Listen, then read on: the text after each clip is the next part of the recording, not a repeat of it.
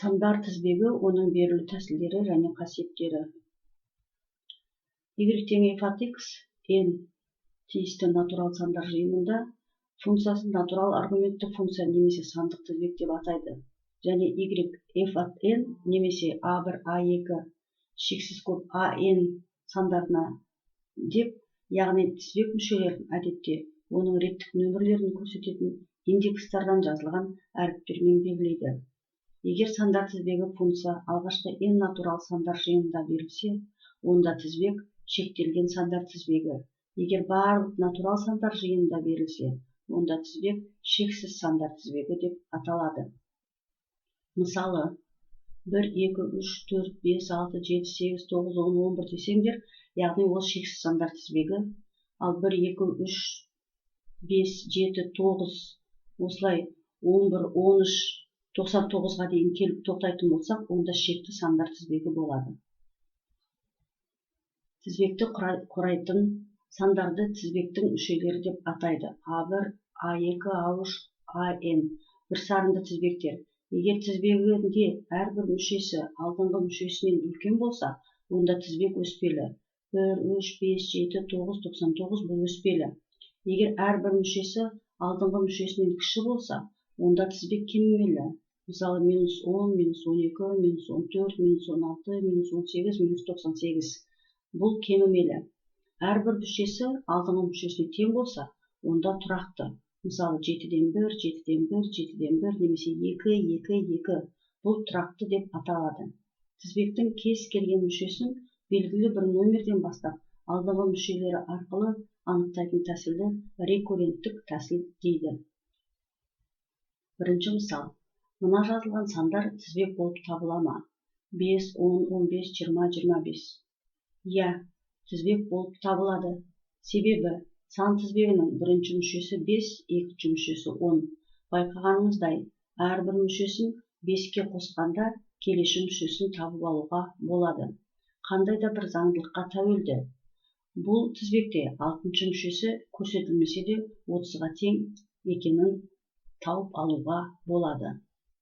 Екінші мысал. 5-ке бөлгенде қалдығы 2-ге тең болатын натурал сандар тізбегінің жалпы мүшесінің формуласын жазыңдар. Яғни AN тең 5N қосу 2. 5-ке еселік сандарды 5N тиісті натурал сандар деп жазамыз. Қалдық бұл жерде 2-ге тең. Анықтама.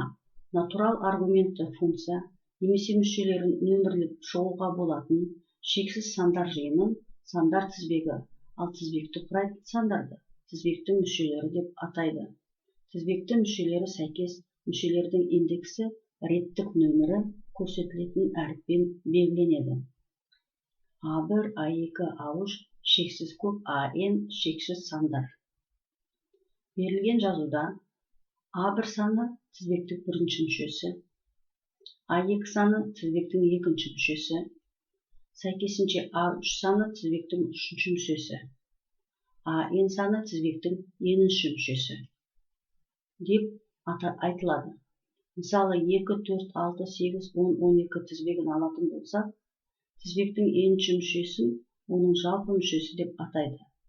Және оны AN арқылы, ал тізбектің өзін қысқаша AN тең f от n немесе AN түрінде жазылады.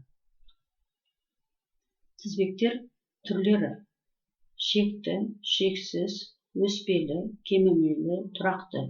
Өсу ретімен орналасқан оң тақ сандар, мысалы 1, 3, 5, 7, 9.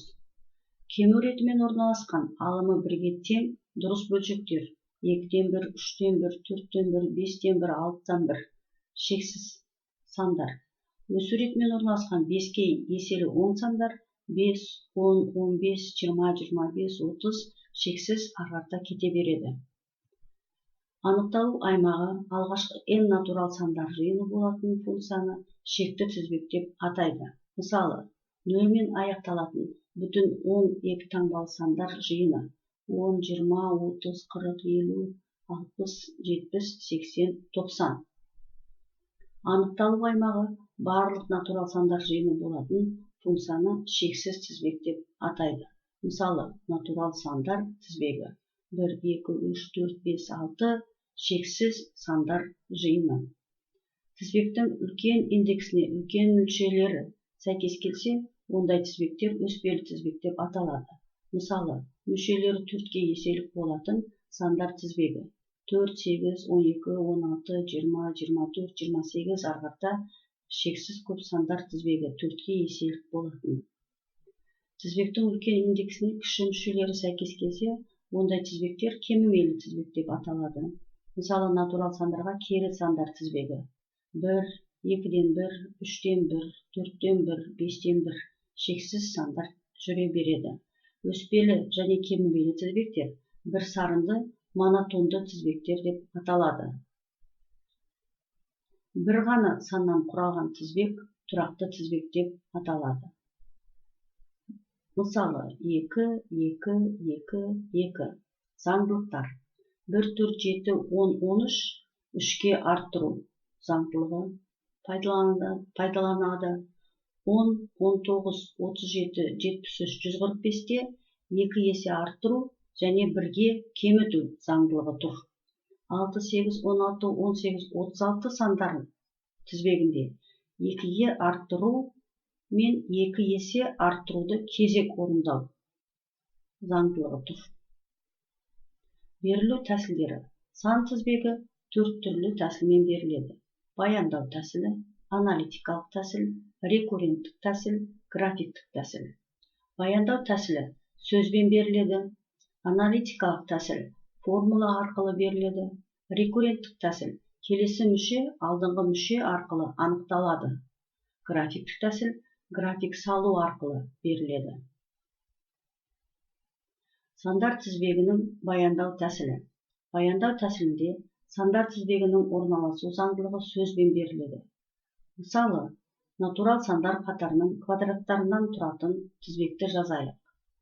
Ол үшін натурал сандар қатарының әрбір мүшесін квадраттау қажет. Сонда 1, 4, 9, 16, 25, 36, 7, 64 сол сияқты кете береді. Сандар тізбегінің аналитикалық тәсілі. Егер тізбек енші мүшесінің формуласы арқылы берілсе, онда ол аналитикалық тәсіл болып табылады. Мысалы, AN тең 2N. Берілген формула бойынша тізбектің кез келген мүшесін тауып алуға болады. Мысалы, егер N тең 3 болса, онда формулаға 3-ті қойып N-нің орнына A-ның 3 дәрежесі, 2-нің 3 дәрежесі тең 8 екенін тауып алуға болады. N тең 6 болса, онда 2-ні 6 дәрежеге шығарып, 64 екенін тауып алуға болады. N тең 8 болса, онда A 8 дәрежеге шығарып, 2-нің 8 дәрежесін тауып алуға болады екен. Ол 256 саны.